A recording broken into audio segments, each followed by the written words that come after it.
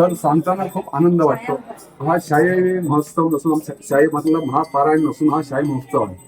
आणि आजचा दिवस चैत्रातला म्हणजे दिवस चांगला असतो आणि चैत्राच्या दिवशी आज आपण हा कार्यक्रम साजरा करतो. आज 26 वर्ष हा कार्यक्रम राबत आहे आणि ह्या राबवण्याचा आपला एकच धाडस म्हणजे शिर्के साहेबांनी सांगितलं की मला मंदिर बनवायचं आहे. तर त्या मंदिराकरता आम्ही सर्व मिळून योगदान करून हा मंदिर काही करून आम्ही 27 वर्ष विघ्न खूप आले तरी सुद्धा भाविकांची जी प्रचंड लाट पाहता आम्हाला अतिशय आनंद वाटतो आणि चाईचरणी प्रार्थना करतो. नतमस्तक होतो. बाबा उत्सव मध्ये सर्व नागरिकांना हार्दिक हार्दिक शुभेच्छा देतो. ओम साईराम. या ठिकाणी गेले 26 वर्ष शिवसाई मित्र मंडळाच्या वतीने हा महाभंडारा महापारायणीचं आयोजन करत असतो.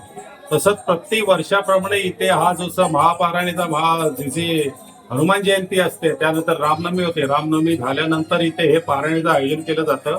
आणि तसंच आमचं दिवाळीमध्ये सुद्धा नोव्हेंबरच्या टायमाला 3 दिवसाचं प्रवचन आणि एकांकिकेचं महापारायण सुद्धा होत असतं.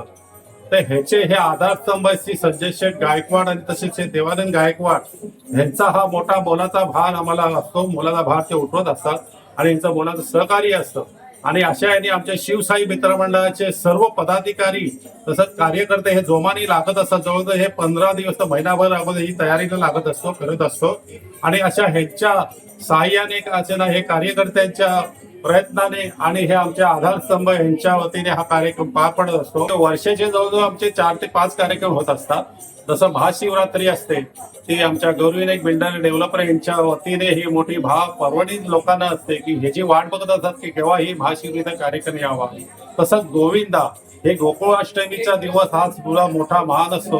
या दिवशी आदर्श गोविंदा पथक हे आपलं माध्यम या मंडळाचा आधारस्तंभ आहे. आणि तसंच शिवसाई मित्र मंडळ तर शिवगर्जना मित्र मंडळ यांचा सुद्धा गणेशोत्सव जवळजवळ 30 वर्षापासून इथे साजरा होत असतो.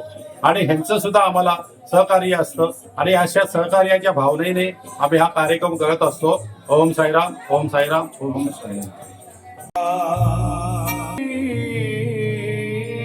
लड़की साई म्हणत्यात मला